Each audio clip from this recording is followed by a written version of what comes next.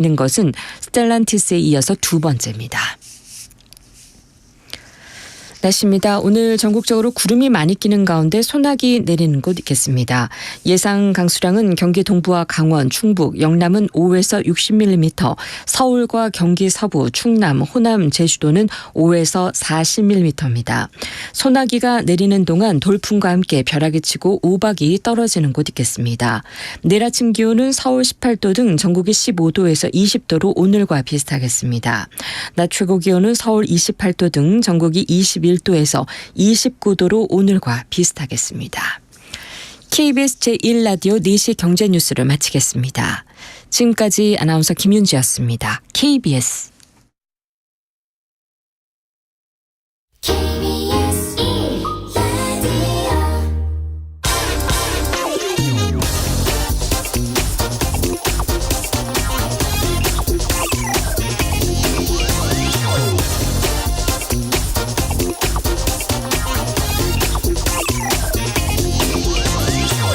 후쿠시마 방사능 오염수 방류에 대한 시운전이 시작된 가운데 조만간 본격적인 방류가 시작될 것으로 보입니다. 어제 윤덕민 주일 대사는 이 후쿠시마 오염수에 대해선 한국인의 건강과 안전에 민감한 문제니만큼 일본 정부가 한국 국민들에게 안전성을 직접 설득해야 한다고 주장했습니다. 박진 외교부 장관도 국회에서 안전한 검증이 이루어지지 않는다면 방류에 반대한다 이렇게 밝혔습니다. 일본이 안전성을 입증하는 방법은 간단합니다. 걱정하는 주변 국가들이 이 방류수 직접 퍼가서 검증해보게 허락해주면 되는 일입니다. 안전하다고 확신한다면 국제원자력기구 이 IAEA뿐만 아니라 한국 등 원하는 다른 나라들에게도 직접 퍼가서 한번 검증해봐라 이렇게 하면 될 일입니다. 이걸 못하게 막고 있으니까 뭔가 안전하지 않아서 그러는 거 아니냐 이런 쓸데없는 의심하게 만드는 겁니다. 정부도 괴담으로만 치부하지 말고 일본에 당당하게 적극적으로 요구해야 합니다. 지금과 같은 상태에서 오염수 방류가 이뤄진다면 우리 수산업계와 외식업계에 닥칠 피해가 너무너무 막심합니다. 네, 경제와 정의를 다잡는 홍반장, 저는 KBS 기자 홍사원입니다. 이번 주 금요일까지 책 선물 이벤트 진행합니다. 이석진 금융연수원 겸임교수가 쓴 원자재를 알면 글로벌 경제가 보인다. 하루에 4분씩 추첨해서 보내드립니다. 원자재 슈퍼사이클의 진실과 해법 만날 수 있는 책 원자재를 알면 글로벌 경제가 보인다. 받고 싶은 분은 짧은 문자 50원, 긴 문자 100원이 드는 샵 9730으로 이름, 연락처, 주소 보내주시면 됩니다. 홍사원의 경제수 출발하겠습니다. 유튜브 오늘도 함께 갑시다.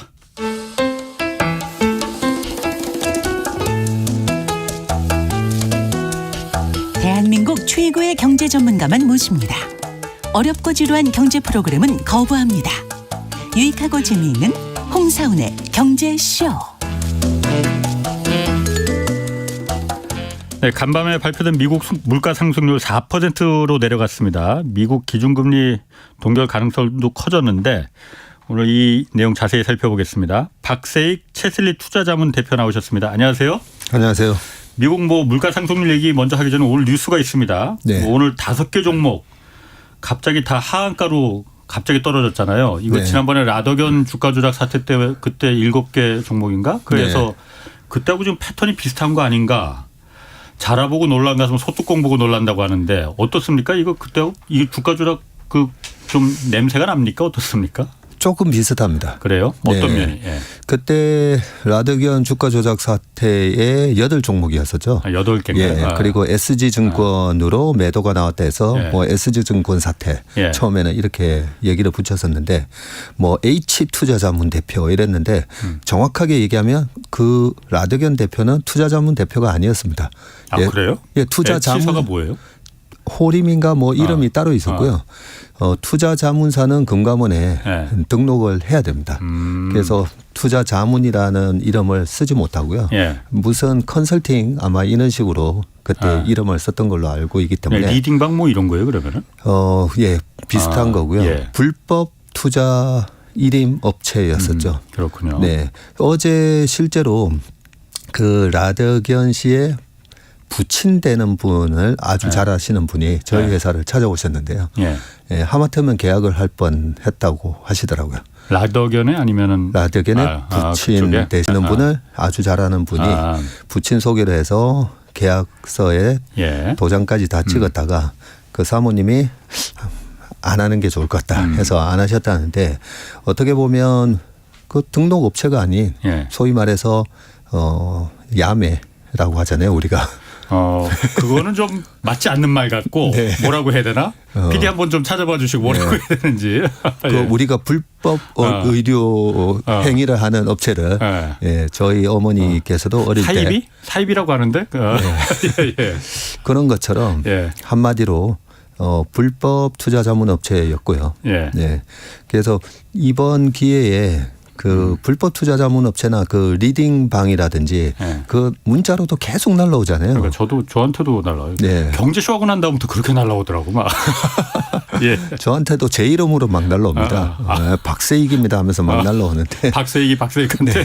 예, 예. 그게 전부 다 그 불법 사기 업체고 오늘도 어떤 분이 오셔가지고 어떤 사모님이 그런 업체가 단기간에 급등할 종목을 알고 있다. 네. 그런 정보를 알고 있으니까 100만 원 내고 가입하라. 이러는데 제가 상식적으로 그런 정보를 알고 있으면 지돈 불리지.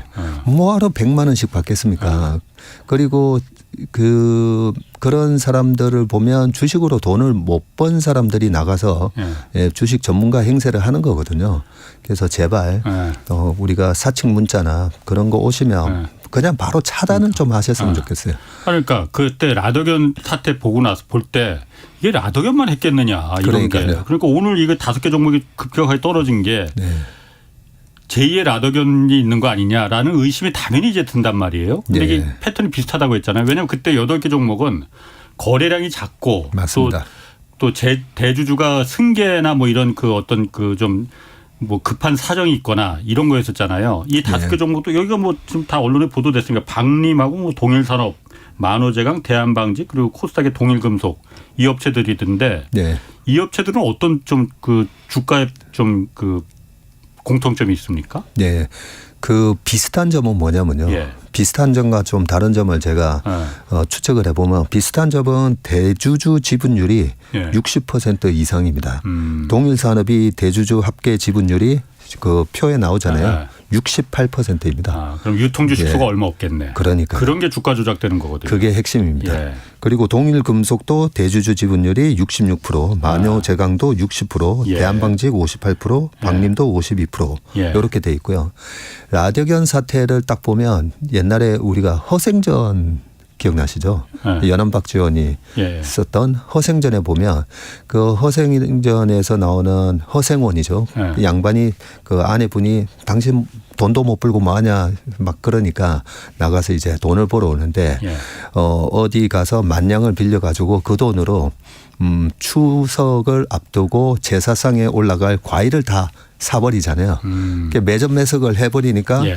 아니 조상님 제사를 그렇지. 지내는데 어쨌든 사과는 올려야 되는데 예. 그 사과값이 한 냥이던 게 10냥이 돼도 어쨌든 사야 사야지. 되는 거였었잖아요.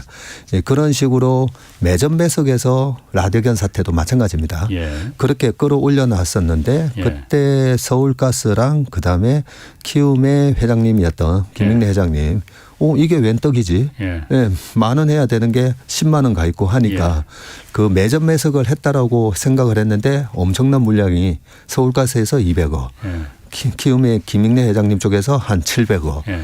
그렇게 물량이 쏟아져 나오면서 그 물량을 못 바치고 예. 와장창 무너졌던 거거든요. 예. 그래서 이런 종목들의 특징이 대주주 지분율이 아주 높고 거기다가 제가 신용을 조사해 봤거든요. 그때 라더견 사태 때는 대주주 물량 외에 유통 물량 한 30% 중에 신용도 있었고 그때 CFD 계좌 제가 여기 와서 예. 설명을 막 드렸었죠. CFD 계좌는 외국인으로 매수가 잡힌다고 그렇죠. 해서 실질적으로 이 세력들이 샀는지 안 샀는지 이렇게 숨길 수가 예. 있었다고. 그리고 CFD 계좌는 특징이 또 레버리지를 쓸 수 있다는 그렇죠. 거예요. 그러니까 실제로 라더견한테 돈을 1억을 한번 맡겨본 의사의 증언이 예. 1억을 맡겼더니 받자마자 그 돈으로 3억 원어치 주식을 사버리더라는 겁니다.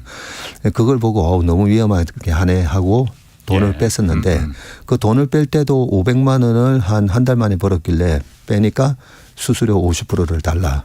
예, 그렇게 이제 뭐 계약서에 써놨대요. 예. 그리고 50% 중에 또 10%는 이분을 소개시켜 준 분한테 또 주는 거랍니다. 그게 전형적인 피라미딩이죠. 다단계네. 다단계죠. 예. 그래서 처음에 그 사태가 있고 나서 막 본인도 피해자인 것처럼 나와가지고 뭐 언론에서 얘기하길래 제가 봐도 참 저 사람 너무 뻔뻔스럽다는 생각을 했었는데 매점 매석이라는 게 그 주식 시장에서 그렇게 이루어졌던 거고요. 이 5개도 혹시 그럼 그 CFD 계좌를 이용했는지 그거는 아직 확인은 안 되나요? 그런데 오늘 이제 한가가 나왔는데 예. 제가 매도 창구를 쭉 보니까 예. 외국계 증권사가 안 뜨고 뭐 신한, 기움 이런 걸 예. 보니까 그리고 그 신용 잔고가 많았다 했잖아요. 대한방직도 신용 잔고가 7.5%나 있더라고요. 신용이 7.5%라는 말은 그 대한방직 주식을 사고 거기다가 또 증권사로부터 돈을 빌린 이 신용으로 또 7.5를 샀다는 거거든요. 예. 그러니까 실제로 이 세력이 매수한 주식은 한 15%가 넘을 수가 있는 거죠. 그러니까 어쨌든 주식의 물량을 거의 매집해 가지고 예, 그렇게 끌어올린 거는 비슷하다. 그렇군요. 예, 그런데 이번에는 CFD 계좌는 아니고 그냥 일반 국내 증권사를 이용한 신용의 반대 매매가 나온 것 같다라는 부분이고요. 그 트리거는 뭐가 트리거가 됐는지는 아직까지 모르겠습니다. 뭐 금융감독원에서는 지금 조사하고 있다고 하니까 네. 이 부분에 대해서. 그리고 또 약간 다른 점은요. 그때는 선광이랑 예. 전형적으로 보니까 처음에 신용으로 사고 CFD 계좌가 들어오면서 외국인 매수가 늘어난 것처럼 보이고 딱 보니까 이렇게 풍차 돌리기 하듯이 일반 투자자들이 또 따라붙고 그러니까. 예, 그런 식으로 작전을 했던 게 눈에 띄었다면 예. 대한방직 같은 주식은 과거에도 한 번씩 이렇게 한가가 확 났었거든요. 그럴 때 저희 쪽에서는 예. 그 회사 주식을 좋아하는 슈퍼개미의 계좌에서 반대 매매가 나왔다. 그런 얘기들이 한 번씩 있었습니다. 반대 매매가 그러니까 네. 강제로 그러니까 처분되는. 네. 예. 보통 보면 슈퍼개미들이 너무 한 주식을 좋게 보다 보면 네. 막 신용을 동원해서 무리해서 살 때도 있거든요. 예. 그래서 제가 혹시 슈퍼개미의 그런 어떤 지분 공시가 있었나 그것도 네. 체크해 봤는데 그거는 뭐 보이지는 않지만 예. 과거에도 뭐 꼭 주가 조작을 했다라기보다는 어떤 슈퍼개미가 너무 좋게 사서 무리하게 샀다가 이렇게 자빠지는 경우도 한 번씩은 있습니다. 그래서 지금은 예전에 그런 종목들이 네. 그 NHN 사이버 결제 뭐 그거 하는 회사랑 몇 개 종목이 예. 한데 같이 오는처럼 이렇게 빠진 경우가 있었는데 예. 그때는 저희가 그거는 이모모 씨의 계좌에서 반대 매매가 나왔다 이런 소문이 들었었는데 오늘은 그런 얘기는 없었어요. 그래서 아직까지는 정확하게는 모르겠습니다. 이게 그냥 제가 투자 자문사에 계시니까 네. 합법적인 투자 자문사에 계신 거잖아요. 그러니까 그 바닥 얘기를 많이 아실 거 아니에요. 네. 이런 리딩방이나 이렇게 해서 실제로 그게 돈이 되니까 이게 이렇게 막 그 라더견부터 시작해서 막 지금 이거는 아직 확인은 안 됐지만은 막 우후죽순을 많이 생긴 거잖아요. 사람들이 거기에 네. 또 혹하고 네. 실제로 돈이 됩니까 그러면 그게? 그 라더견 사태에 아까 1억을 맡기신 분이 있고요. 또 어떤 분이 20억을 맡기셨어요. 예. 의사분이신데 20억을 맡겨가지고 예. 6개월인가 1년 지나니까 이게 80억이 되더랍니다. 예, 그리고 지금 결과가 어떻게 됐냐면 예. 자기 돈 20억 다 잃고 예. 증권사에 60억을 지금 물어줘야 되나 그런 사태가 돼서 80억을 잃었다고 합니다. 그거는 이제 예. 터져서 실패한 주가 조작이니까 지금 그렇게 네. 된 건데. 그래서 우리가 조금 저는 상식적으로 좀 생각했으면 좋겠어요. 상식적으로. 예. 워런 버핏이 전설적인 투자자인데 연평균 수익률 26%. 예. 예, 피터 린치가 그렇게 수익을 잘 냈을 때 연평균 수익률이 29.2%. 전설적인 투자자가 한 달 수익률이 아니고 연 26% 정도 하면요. 예. 26%씩 10번 하면 1억이 10억이 되고 예. 또 26%씩 계속하면 10억이 100억 되고 딱 10배씩 늘어나거든요. 네. 그런 식으로 전설적인 투자자들이 했는데 리딩방이나 이런 데서 문자 와가지고 3개월에 100% 이런 거는 100% 그냥 사기니까 그런데 아까 20억을 맡겼더니 80억이 되네 뭔가 이상한 거죠. 있을 수가 없는 건데 그런 일이 있다라는 거는 주가 조작이라는 겁니다. 그렇죠. 그리고 또 하나 오늘 질문을 하시던데 그런 정보가 있다라고 하면서 100만 원씩 돈을 내라는데 그런 정보가 정말 있습니까? 라고 물어보시더라고요. 네. 그래서 그런 정보를 이용을 하는 게 미공개 정보고 잡혀가는 거거든요. 그거는 미공개 정보를 알려준 사람이나 예. 그거를 갖고 주식을 산 사람이나 다 잡혀가는 겁니다. 예, 주식에서 잡혀가는 경우가 미공개 정보 이용 그리고 라데겐 사태처럼 예. 시세 조종 예. 그리고 내가 오늘 살 거니까 네가 여기서 팔아 막 이런 걸 통정 매매. 예, 요 세 가지인데 그 리딩방에서 이렇게 문자 오는 거 보면 내가 미공개 정보를 알고 있다. 예. 뭐 이런 얘기가 대부분이잖아요. 그 전부 다 그게 사실이다 하더라도 불법 행위라는 거죠. 그래서 절대 좀 그런데 유혹을 안 느끼셨으면 좋겠습니다. 근데 사실 그런 부분이 이게 사람들이 유혹에 빠지는 이유가 그렇게 막 미공개 정보라든지 뭐 통정매매라든지 주가 조작을 하더라도 빵이 안 들어가는 경우 우리가 흔히 보잖아요. 그러다 보니까는 그런데 이거 안 걸릴 수도 있다. 그러니까 그 부분에 대해서 금융당국이나 수사당국이 철저하게 한번 걸리면은 이거 크게 들어간다라고 이제 좀 보여줘야 돼요. 그래야만이 이게 근절되는 거지. 그런 거 없이 안 들어가는 경우도 우리가 흔히 보지 않습니까 지금. 예, 좋은 말씀을 해주셨는데 우리 업계에서도 얼마 전에 무슨 애널리스트가 예. 그런 미공개 정보 이런 걸 이용해서 그렇게 이제 구속 수사 받는 경우도 있는데 예. 메이도프 사태라고 그렇죠. 유명한 미국에서. 그 폰지 사기 있잖아요. 예. 그분이 얼마 전에 돌아가셨거든요. 2020년 4월인가 얼마 전에 돌아가셨는데 그 150년형 이렇게 형을 받습니다. 그렇죠. 그래서 중간에 아무리 모범수로 하더라도 형이 낮춰져도 절대 못 나오게끔. 그래서 그렇죠. 이런 문제는 우리가 편의점에 가서 무슨 물건을 절도해도 예. 그 형을 살게끔 그렇게 돼 있지 않습니까? 남의 돈을 사기쳐 가지고 이렇게 뺏어가려고 하는 거. 맞습니다. 그게 정말 건절해야 되는데 형이 저는 되게 무거워야 된다 생각합니다. 맞습니다. 그 부분은 그러니까 뭐 고쳐지겠죠. 네. 그 얘기는 거기까지 하고. 네. 자, 미국 지난달 물가 상승률 간밤에 발표됐어요. 4%. 네. 전달 그러니까 4월이 4.9%였으니까 0.9%포인트나 떨어진 거잖아요. 네. 많이 이것만 보면 많이 떨어졌는데 물가가 지금 잡히고 있다 이렇게 보면 되는 겁니까 미국? 이게 참 숫자 노름이 네. 좀 웃기는 게 예.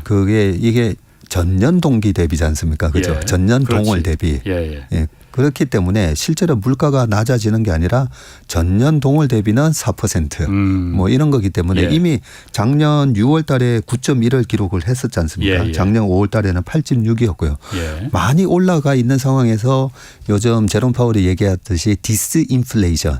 예. 인플레이션은 지속되긴 한데 이제 조금 그 상승률이 누그러지는 예. 그런 부분이기 때문에 우리가 물가가 다시 떨어지지는 않습니다.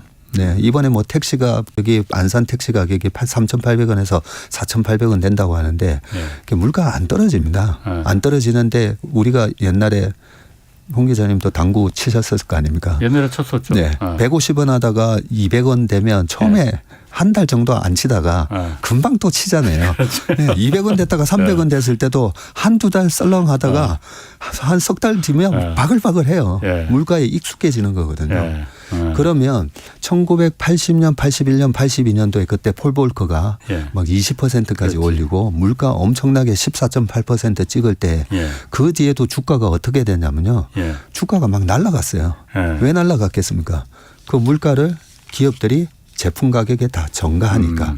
그러니까 뭐 우리가 라면 가격이 500원 하다가 600원, 소주 가격도 500원, 600원 하다가 700원, 800원. 근데 처음에는 가격 저항이 있지만 두세 달 지나면 익숙해지고 한 1년 지나면 익숙해지면서 결국 기업들의 매출이 늘어나고 이익이 그 물가를 반영하면서 늘어나면서 주가가 올라가는 거거든요. 그런 측면에서 그동안의 물가 공포에 많이들 좀 걱정하셨는데 그런 부분들이 최근에 미국 기업의 실적 발표 보면 왜 이렇게 잘 나오지? 뭐 이런 부분이 그렇게 물가를 전가할 수 있는 기업과 전가 못하는 기업과의 이제 차별화가 이루어지는 장세가 지금 진행되고 있다고 볼 수 있습니다. 어쨌든 어제 간밤에 이제 미국 소비자 물가 상승률이 수치상으로 많이 떨어지다 보니까 미국 증시도 많이 올랐고 또 당장 내일 새벽에 또 미국 기준금리 새로 결정되잖아요. 네. 이거 동결하는 게 확실하다 지금 이렇게 지금 막 나오고 있어요. 네. 동결은 확실시 되는 겁니까? 제가 작년에 여기 나와가지고 페드의 금리 인상은 거의 다 틀렸었거든요. 예. 그래서 제가 예상하는 것보다는 그 페드 와치라고 CME에서 그래야 되는 그 금리 인상에 대한 확률, 그게 정확하더라고요. 그 확률에는 지금 90% 동결하는 걸로 되어 있습니다. 동결하는 걸로. 네, 그래서 동결하는 데 있고요. 작년에 제가 페드의 금리 인상은 다 틀렸지만 어떤 부분은 맞았냐면 주가는 싼데 싸니까 사야 되는 거 아닌가. 네, 그 부분으로 보면 그동안에 뭐 삼성전자, 하이닉스 이런 것들이 전부 다 52주 지금 신고가가 나고 있잖아요. 52주 신고가라는 말은 과거 1년 동안에 어느 시점에 이 주식을 샀어도 다 수익이 났다는 말이거든요. 그래서 우리가 투자를 할 때 경기 전망하고 금리 전망 뭐 이런 것들이 되게 중요해 보이지만 정작 제일 중요한 거는 주가가 지금 싼지 비싼지 거기에 대한 판단이 제일 중요한데 지금 그거는 물가 공포 때문에 금리 공포 때문에 너무 이제 빠져 있던 주가가 지금 빠르게 회복되는데 올해 1분기, 2분기가 아주 증시가 안 좋을 거고 그래서 상반기는 안 좋고 하반기는 좋다. 그래서 상저하고라고 대부분 얘기하셨잖아요. 그런데 주식시장은 그렇게 많은 사람들이 얘기하는 것처럼 상저하고니까 5, 6월 달에 주가가 싸졌을 때 사면 먹겠구나라고 하면 지금 주가 다 올라와 버렸잖아요. 그래서 주식은 많은 사람들이 그럴 거야라고 할 때 좀 반대로 해야 되는 게 있고요. 그 반대로 할 때 기준은 뭐냐면 지금 싼지 비싼지 경제 전망이 아니라 싼지 비싼지에 대한 부분을 봐야 되는데 그럼 지금 주가가 왜 올라가는지에 대한 설명을 그냥 이 물가랑 말씀드리면 작년에 6월 달에 그 CPI가 9.1을 찍었고 물가 상승률. 그런데 근원 물가가 좀 중요하다고 얘기하지 않습니까? 그 근원 물가는 작년에 9월 달에 6.6을 찍고 고점을 치고 지금 5.3까지 떨어진 거거든요. 그런데 우리나라 코스피가 언제 저점 쳤냐면 9월 달에 2134를 찍으면서 저점을 쳤습니다. 작년 9월에? 어떻게 보면 미국 근원 물가의 고점하고 거의 똑같이 찍고 물가 때문에 금리 공포 때문에 주가가 빠졌는데 이제 물가가 피크아웃 했구나. 이제는 다시 누그러지구나라는 걸 보면서 주가는 미리 이제 올라온 거고요.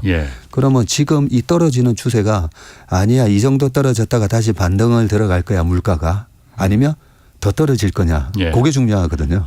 그런데 지금 4.0이 나왔는데 다음 달은 그러면 얼마 나오느냐. 다음 달 지금 3.1 이렇게 예상을 하고 있어요. 소비자 물가. 그러면 불과 3년 전만 하더라도 페드는 평균 물가 상승 목표제 뭐 이런 얘기하면서 물가를 한 3%는 물가가 유지돼야 돼 하면서 오히려 끌어올리려고 했었거든요. 그런데 다음 달 되면 이제 3.1이 나온다는 거죠.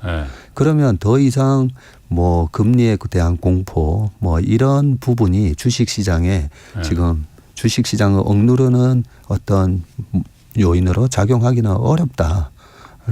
그런데 지금 아까 잠깐 물론 그러니까 소비자 물가 CPI라고 물가 상승률은 굉장히 많이 뚝뚝 떨어지고 다음 달에 지금 3.1%까지도 지금 예상하고 있잖아요.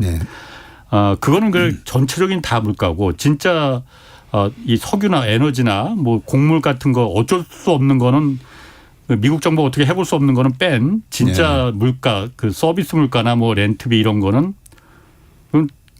떨어지긴 떨어져도 거의 안 떨어졌잖아요. 네, 맞습니다. 지금도 그러니까 지난달에 비해서 0.2%포인트밖에 안 떨어졌거든요. 그리고 아까 말씀하신 작년 9월에 가장 높았을 때가 그런 물가가 6.6였는데 지금 5.3이잖아요. 네, 맞습니다.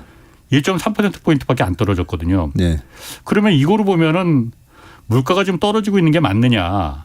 그거 하고 어떤 물가가 진짜 그럼 더 중요한 건지 제가 그것도 궁금하거든요.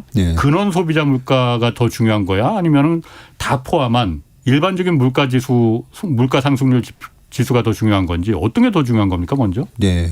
엄청 중요한 질문을 해주셨는데요. 제가 좀 헷갈려서 그래요. 그러니까 물가가 떨어지는 건 같기도 하고 아닌 것 같기도 하고. 중앙은행의 목표가 이제 완전 고용과 예. 물가 안정이지 않습니까? 그게 지금은 이제 물가를 안정시키려고 하는 거고 예. 완전 고용을 이렇게 해야 예. 소위 말해서 소비가 유지되지 않습니까? 예. 예. 미국은 아시다시피 소비가 70% 예. 성장을 이끌기 때문에 예. 소비가 위축되면 안 되는데 예. 소비가 실업률이 높아지면 위축될 수밖에 없는 거고 그렇죠. 벌어들이는 게 예. 쓰지. 예. 또 하나는 지금처럼 완전 고용인데 왜 물가를 잡아야 되냐면 소위 말하는 가처분 소득이 떨어지잖아요. 예, 실질적으로 500만 원 받았는데 예. 렌트비로 300만 원 내야 되고 지난번에는 200만 원이었는데 지금 300만 원 내야 되고 그 가스를 넣으려고 기름을 넣으려고 주유소 갔더니 예. 2달러 하던 게 5달러 돼 있으면 예. 가처분 소득이 줄어들면 소비가 위축되면서 미국의 경쟁 성장률이 떨어질 수 있기 때문에 그래서 저렇게 길을 쓰고 물가를 잡겠다고 예. 막 하는 거거든요. 물가 전체 CPI에서 100%라고 했을 때 이 주거비가 차지하는 비중이 34.6%나 됩니다. 엄청 큽니다. 예. 예, 그 주거비는 말씀하셨던 근원 물가에 포함이 포함되죠. 되어 있고 예. 예, 근원 물가에는 푸드와 에너지 예. 예, 요 부분이 이제 빼고. 빼는 예. 부분이기 때문에 그런 측면에서 지금 이 쉘터라고 하는 주거비가 예. 언제 피크아웃을 쳤냐면 이 주거비의 피크아웃은 올해 3월 달에 8.18%가 나오고 예. 지금 이번에 발표된 게 8.04예요. 주거비가 안 떨어졌습니다. 예. 예, 실제로 미국의 뉴욕이나 뭐 보스턴이나 이래 가보면 렌트비가 엄청 올랐어요. 3,000불 하던 게 4,500불, 5,000불. 그러니까 살인적인 물가고 미국 가서 이제 밥을 먹으려 하다 보면 뭐 팁에다가 세금까지 내야 되다 보니까 너무 비싸다. 요즘 뭐 팁 때문에 싸운다고 그러던데. 네. 예. 팁을 15% 적으면 이제 쫓아서 나오죠.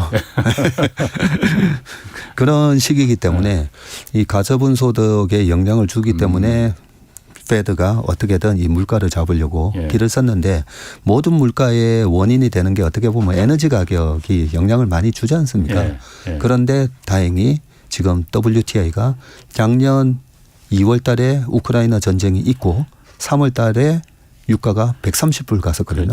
그런데 예. 지금 70불이 깨졌잖아요. 예. 그 높은 유가 때문에 우리나라 무역 수지 14개월 연속 적자의 원인이 되기도 했었는데 예. 그래서 에너지 가격이 빠르게 떨어지면서 다른 가격들도 지금 뭐 미국의 계란값이 폭등했다고 했었는데 오늘 아침에는 미국의 계란값이 또 폭락했다고 나오고 있습니다. 천연가스 가격도 2019년 수준으로 다 떨어졌고요. 예, 오로지 이제 주거비만 올라가 있는 상황에서 다행스러운 거는 샌프란시스코나 이 캘리포니아 쪽이 원래 집값이 전형적으로 강세 지역이었는데 그렇죠. 실리콘밸리 주변이.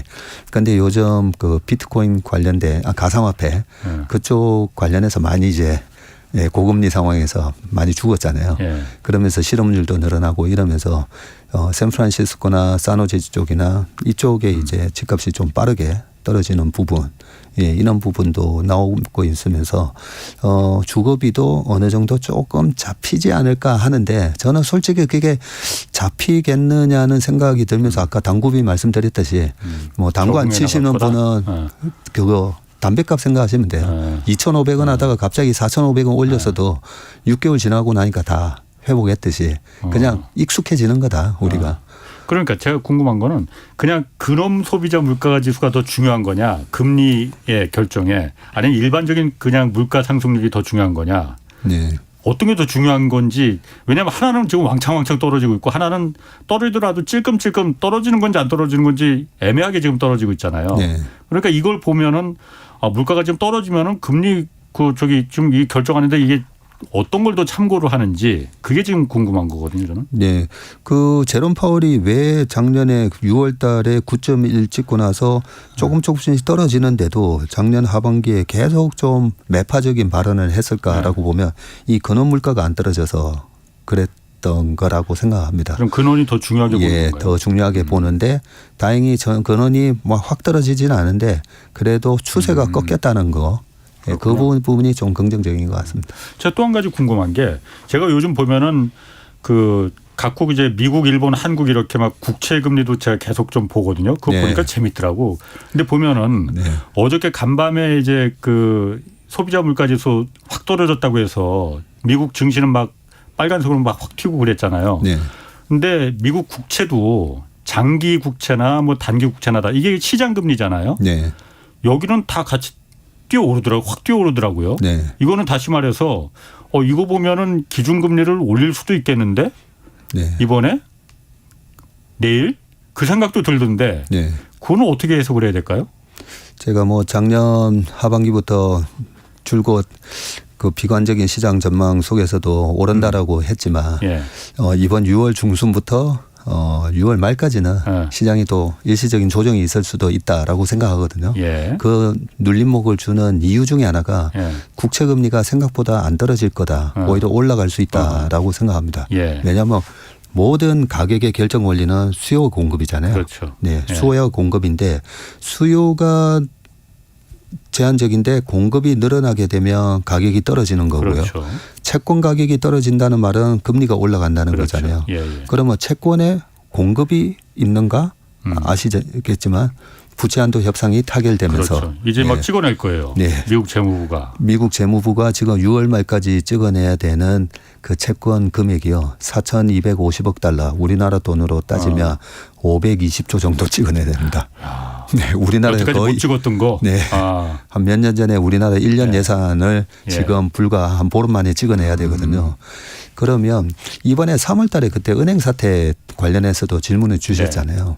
그런데 은행 사태가 났음에도 불구하고 시장은 안 빠지고 오히려 3, 4월 달에 확 올라갔었는데 예. 은행 사태 때문에 연준의 대차제조표 보면 그동안에 타이트닝이라고 해가지고 긴축을 하고 있었는데 예. 갑자기 대차제조표가 쑥 올라가면서 뭐야 시중에다가 돈을 공급해줬나? 실제로 공급해줬죠. 했죠. 예. 예, 지방은행한테. BTFP라고 해서. 예. 예. 예. 그런 식으로 돈을 공급해주는 효과 때문에 단기적인 유동성 랠리가 오겠네. 예. 예, 그런 느낌을 받았었는데 어떤 분들은 이제 시각이 계속 비관적인 분들은 이제 금융 위기가 시작된 거야라고 보셨지만 예. 어떻게 보면 시장에 유동성을 공급해주는 예. 그런 역할을 하면서 3, 4월 달에 시장이 확 올라갔습니다. 그런데 지금 6월 말까지 이제 기다리다가 예. 와 이제 찍으면 돼 하면서 국채 관련된 발행 스케줄이 지금 쫙 다 나와 있는데요. 예. 대충 보니까 이제 4,250억 달러 정도. 올 연말까지는 뭐 1조 1,000억 달러를 발행할 맞습니다. 거라고 하는데. 네. 그것 때문에 일단 단기적으로는 공급이 나오니까 국채 금리가 올라간다는 올라간다. 거죠. 국채 가격은 가격이 떨어지고. 예, 그러면 금리가 올라가면 성장주 최근에 많이 올랐던 주식들이 전부 다 보면 빅테크 예. 성장주였잖아요. 예, 예. 이제는 금리 동결이야. 이제는 하반기에 금리 오히려 낮춰질 수도 있어. 이런 기대감과 예. 실적이 깨지지 않는 부분 때문에 주가가 빠르게 반등을 했는데 예. 뭐야 금리가 다시 올라가네. 이러면 일시적으로 약간 브레이크가 걸릴 수 있다라는 걸 생각을 하고 있습니다. 빅테크 기업들 같은 경우에 미국. 네. 지금 뭐 엔비디아부터 테슬라 그렇지, 헐헐 날고 예, 헐헐 날아가니 테슬라 80불까지 빠진다고 하더니 왜 갑자기 250불 같지?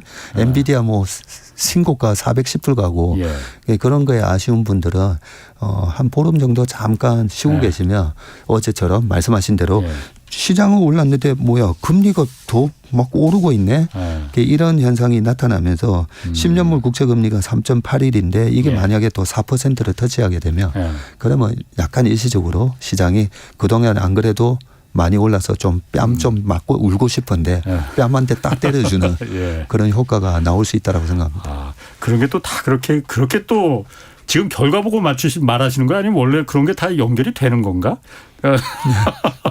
제가 항상 그런 걸로 막 얘기를 해서 뭐 그림을 그리면서 말씀드리는데 뭐 맞을 때도 있고 틀릴 때도 있는데요. 그렇지 뭐 그게 다 맞추면 점쟁이지 뭐. 자 그러면은 아까 테슬라 주가 말씀하셨잖아요. 네. 테슬라 요즘 12일 연속 올랐다고 해요. 네. 12일. 그래서 일론 머스크가 제일 좋아할 것 같긴 한데 이유는 뭡니까 그러면은? 테슬라가 지금 금리가 내려갈 것이라는 이 전망 때문에 그러려나? 테슬라가 가장 성장주니까? 그렇지는 않습니다. 예. 정확하게 그 부분도 일부 맞기는 맞는데요. 예. 테슬라가 왜 101불까지 빠졌을까? 예. 네, 빠졌을 때는 차량 가격을 인하했었죠. 예. 네. 그리고 그랬었지. 작년 연말로 중국에서 보조금을 이제 중단한다. 예. 그런데 보조금을 중단을 하다 보니까 차량 가격을 인하시키면서 그 보조금만큼의 효과를 주려고 예. 가격을 근데 가격을 인하하면 작년에 테슬라가 영업이익률이 16.8% 나왔거든요. 예. 근데 가격을 인하하니까 당연히 영업이 내려가야지. 떨어질 수밖에 없잖아요. 예. 그러다 보니까 실질적으로 판매는 130만 대 작년에 팔고 올해 180만 대 판다고 했는데 예. 그 판매를 늘리기 위해서는 어쩔 수 없이 가격을 떨어뜨리고 그러면 이익이 줄어들고 예. 그러면 작년 대비해서 이익 증가율이 예. 그동안에 고공성장을 해오던 테슬라의 이익 증가율이 예. 올해는 5%도 안 나오는 거예요.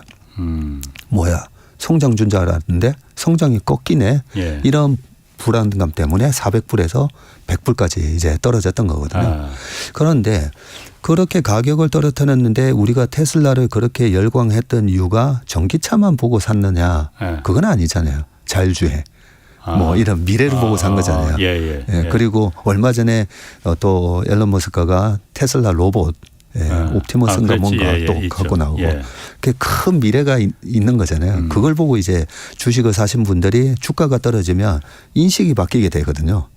올라가면 막 긍정적으로 보게 돼 있고 떨어지면 그렇지. 현상을 보면서 인식이 또 부정적으로 바뀌게 돼 있습니다. 예. 그것 때문에 사람들이 주식 투자에서 실패를 하고 예. 그걸 갖다가 조지 소로스가 그게 리플렉시비티라는 이론으로 주식이 왜 균형 가격에 있지 않고 균형 가격보다 훨씬 싸지고 훨씬 비싸지는 이유가 사람의 인식이 현상을 보면서 막 바뀐다는 거죠.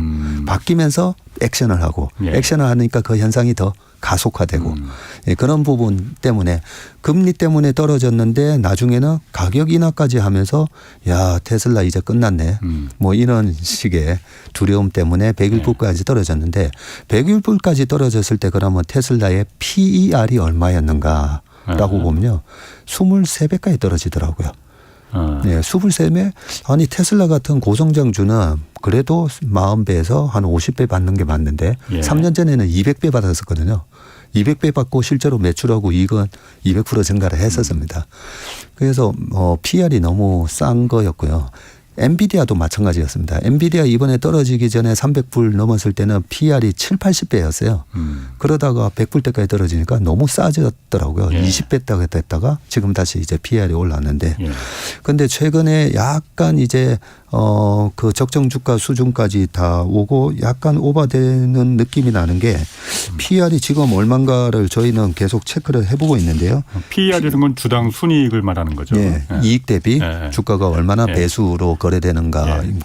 100억 버는 회사가 1000억에 거래되면 PER이 딱 10배인 건데 지금 63배까지 올라왔습니다. 엔비디아가? 테슬라가. 예. 아. 그리고 엔비디아는 많이 올라왔는데 예. 48배예요. 왜 48배냐면 생각보다 좀 작죠. 예. 왜 그러냐면 얼마 전에 70몇 배였다가 예. 2분기 매출하고 이익이 50% 증가할 거야. 예. 라고 가이던스를 주면서 주가가 빵 뛰었는데 예. 이익이 50%나 증가할 거야 라고 하면서 소위 말해서 방금 100억 버는 회사가 1000억이면 PER이 10배라고 했는데 예. 100억이 아니라 150억이 될 거야 라고 돼버리는 거죠. 그런 순간 7배로 확 떨어지는 것처럼. 예. 그래서 엔비디아는 이익 전망치가 올라가면서 PR이 48배로 떨어져 있고요. 근데 테슬라는 아직까지는 저렇게 가격 낮춰가지고 이익은 얼마가 되지 여전히 이익의 전망치가 높아지지는 않았습니다. 그래서 지금 63배 이러고 있는데 최근에는 그 테슬라의 이제 충전잭 이 포터를 GM하고 포드가 이제 똑같이 하겠다. 테슬라 거 쓰겠다. 예. 예. 그런 얘기에 또 추가적인 약간 그런 사람들의 기대감 이런 게 좀 반영이 된 것 같고요. 지금은 적정 주가 수준에 이미 다 온 것 같습니다. 테슬라나 엔비디아나? 네. 그래요? 이 정도가? 네, 이 정도가. 이 정도 더 올라가면 거품이에요. 그럼 그때부터는? 그때부터는 약간 이제 거품이 생길 수도 있는데 그게 거품이 아니다라고 입증을 하려면 이번에 엔비디아처럼 엔비디아가 110불을 찍었다가 주가가 250불, 300불 가니까 야 이거 거품 아니야? 네, 저도 PR이 70배 되니까 이게 거품 아닌가 하면서도 챗GPT 때문에 어쩔 수 없이 GPU를 써야 된다고 하는데 엔비디아 거. 예. 근데 그걸 막 웃돈을 주고 사고 있다고 하잖아요. 없어서 못 판다. 그렇죠. 예. 그러면 분명히 이익에 영향을 줄 건데 그 이익에 도대체 얼마나 영향을 주는지 모르기 때문에 아 이게 거품이 아닐 수도 있겠다라고 해서 지켜봤더니 이익 전망치가 확 올라왔던 거죠. 예. 그래서 지금 이 주가에서 주가가 더 올라갈 때는 그게 거품이든지 아니면 이익이 우리가 생각했던 것보다 더 좋아지면서 그걸 반영하면서 올라갈 수도 있습니다. 그 또 한 가지 요즘 그 주식시장 보면서 제가 요즘에 이제 막 주식시장의 흐름을 막 이제 보이기 시작했어요 이제. 그래서 엔비디아가 요즘 핫해지면서 인공지능 뭐 그 말씀하신 대로 그래픽 그 반도 그 칩 그게 없어서 못 팔 정도로 막 그 인기가 되면서 삼성전자하고 SK 하이닉스의 메모리도 같이 이게 수요가 늘어날 거다 해서 그 두 회사 주식이 막 껑충껑충 뛰었잖아요. 네. 메모리도 그러니까 뭐 인공지능에 맞는 고성능 메모리가 필요하다 이런 논리는 맞은 것 같아요. 맞습니다. 그런데 삼성전자가 올라가는 것보다 주가가 올라가는 것보다 오히려 삼성전자가 훨씬 더 메모리는 그 강자다 이렇게 알고 있는데 SK 하이닉스가 훨씬 더 한 2배 가까이 막 이렇게 막 올라가더라고요. 예. 그럼 왜 그런 거예요? 이유가 따로 있나? 그 부분에 대해서는 두 가지로 설명을 드릴 수가 있는데 예. 삼성전자의 총 큰 사업부는 네 가지로 돼 있죠. 반도체, 핸드폰, 예, 가전, 통신 장비, 예. 뭐 이런 디스플레이, 예. 뭐 이렇게 돼 있기 때문에 순수 반도체가 아니다는 점. 그래서 떨어질 때도 좀 덜 떨어지고 예, 올라갈 때도 좀 덜 올라가고. 예. 그래서 항상 그랬습니다. 예. 항상 하이닉스가 55% 올라갈 때 하이닉스 예. 삼성전자 44% 올라가고 예. 떨어질 때는 하이닉스가 좀 더 떨어지기도 하고. 그런데 반도체 사이클이 이제 바닥을 쳤냐 안 쳤냐 예. 이게 중요한 건데 지난번 수출 동향도 보면 지지난 달에는 마이너스 40몇 프로였다가 이번 달 들어오면서 마이너스 30% 특히나 이번 달은요. 지난 5월 달 대비해서 반도체 수출이 플러스 10% 정도 또 플러스가 나오고 있습니다. 예. 자, 이런 부분인데 중요한 것은 방금 얘기하셨던 이 엔비디아의 예. A100이나 H100 이 고성능 GPU에 호환이 되는 이 고성능 GPU가 잘 돌아가게끔 이 병렬 처리를 할 수 있는 이 메모리가 같이 있어야 되는데 예. 이 같이 있어야 되는 그 메모리가 소위 말해서 HBM이라고 지금 HBM3라는 이 고성능 메모리를 하이닉스만 생산을 하고 있습니다. 그 HBM이라는 건 메모리 반도체 종류죠, 그러니까. 예. 이 그래픽 카드랑 잘 이렇게 돌아가게끔 만드는 그걸 하이닉스만 네, 지금 생산해서 예. 판매가 되다 보니까 예. 엔비디아부터 엔비디아가 이 H100이나 이렇게 예. 해가지고 그래픽 카드 이 모듈 전체를 만들 때 예. 하이닉스에 HBM3가 있어야 되는 거죠. 그걸 거기다 껴야 되는구만요, 그러니까. 네. 그럼 삼성전자 메모리는 못 끼나 그러면은요? 삼성전자 그 HBM3는 올 연말 정도에 출시가 될 거다라는 예. 얘기가 있고 마이크론은 내년 초 나온다. 뭐 이런 시기이기 때문에 예. 하이닉스가 굉장히 발빠른 대응을 한 거죠.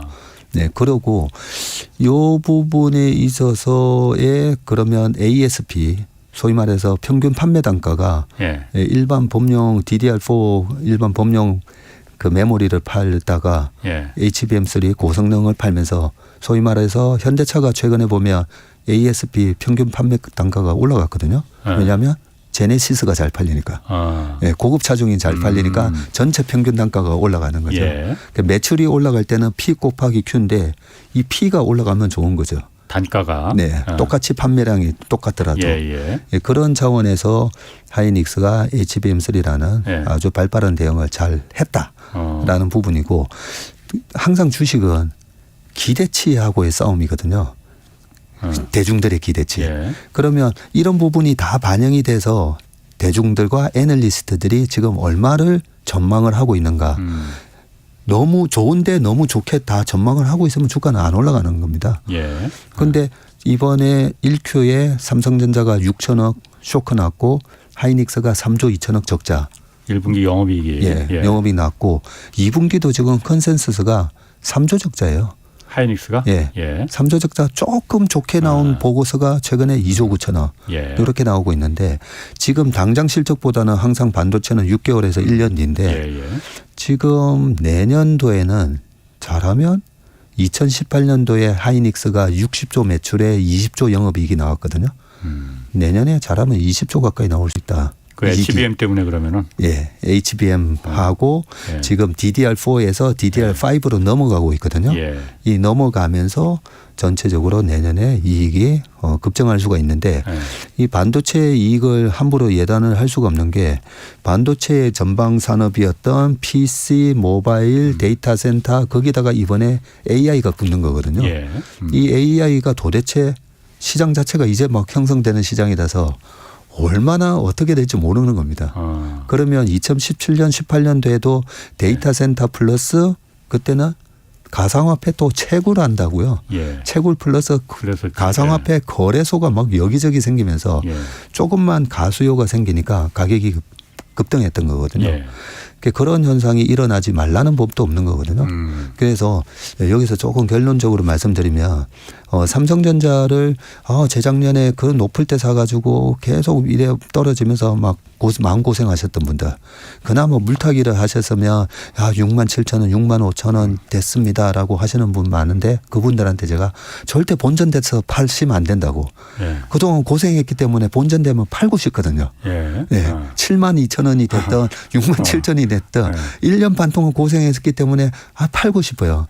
그런데 반도체는 언제 팔아야 되느냐? 이익이 많이 날 때 파는 겁니다. 네. 우리나라의 이 반도체를 비롯해서 화학 이런 거는 전형적인 사이클 산업이라 했잖아요. 예. 사이클 산업은 이익이 박살 났을 때 사고 근데 이익이 안 나다 보니까 PER이 되게 높아요. 예. 아까 100억이 1000억이면 PER이 10배인데 이익이 100억이 아니라 10억으로 떨어지면 PER이 갑자기 100배처럼 보여요. 그런데 주가는 1000억에서 500억으로 반토막이 났는데도 10억 대비 500억이면 PR이 50배니까 비싼 거 아니야 이런다고요.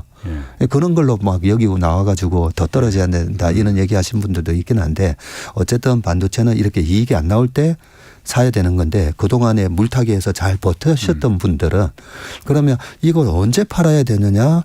내년에 이익이 많이 나오고 많은 증권사에서 목표치 상향 조정하고 다시 지난번에 고점 9만 원을 10만 원을 될 수 있다 이런 리포트가 쏟아져 나올 때 그때 파셔도 늦지 않다는 거죠. 그러면은 이거 제가 그 박 대표님 얘기 듣다 보니까 이런 거 물어봐도 되는지 모르겠는데 네. 궁금하니까 물어보겠습니다. 네.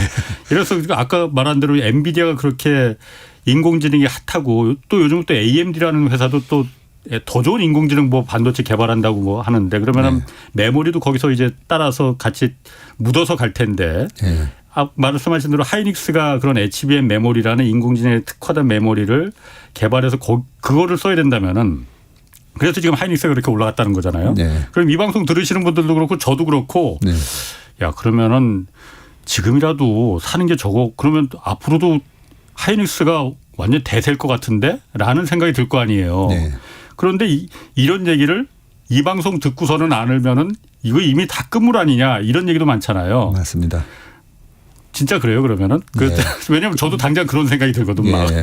그럴 때 이제 댓글을 확인하시면 되고요. 댓글에 제 얘기에 대해서 막 이렇게 찬양의 글들이 도배가 되면 절대 사시면 안 되고요. 아니지 아직까지 그 반도체 사는 게 맞아? 네, 이런 의심에 그런 생각들이 많을 때는 아직까지 룸이 있다라고 보시면 되고요. 지금 제가 이런 말씀을 드리는 이유는 그동안에 삼성전자가 우리나라 투자자들이 많이 사셨던 1등 종목이기 때문에 그래서 이제 말씀드리는 거고 그동안에 계속 사셔도 됩니다라는 말씀을 드렸던 거고요. 이왕이면 많이 먹고 파셔야 된다는 뜻에서 말씀드린 거고 처음에 말씀드렸듯이 국제 가격이 조금 떨어지고 금리가 올라가면서 지금보다는 약간 싸게 살 수 있는 또 기회를 6월 말까지 줄 수도 있으니까 그거는 한번 잘 보시고 그렇게 금리가 올라가는데도 주가가 안 빠지면 더더욱 사야 되는 거고요. 금리가 안 빠지는데도. 그게 우리가 3월 달에 은행 사태가 났는데도 왜 시장이 안 빠지지? 그래서 항상 시장이 주는 메시지를 잘 해석을 할 필요가 있는데 그런 은행 사태에도 불구하고 시장이 안 빠지는 걸 보고 시장이 비이성적이다라고 얘기하는 게 아니라 시장은 더 뭔가 알고 있구나라는 걸로 해석하시면 되고요. 네, 그런 측면에서 지금 이제 AMD랑 인텔 얘기하셨는데 GPU 시장에 지금 92%가 엔비디아가 차지하고 있잖아요. 네. 이 어마어마한 시장에 AMD랑 인텔이 당연히 그거 우리도 할 수 있는데 하면서 만들 거 아닙니까? 네. 근데 만들어도 결국은 HBM3 같은 걸 써야 된다는 거죠. 그러면 지금은 메모리 업체 입장에서는 흑묘 백묘거든요. 네. 네, 이놈 저놈 누가 잘 만드는 걸 쓰겠다. 네, 하도 아니, 그러니까 그 얘기를 들으니까는 지금 AMD도 지금 뛰어들었다는데 네. 그러면은 지금 이거 사도 늦는 거 아닐 것 같아라는 그냥 순진한 단순한 생각이 드는데 네.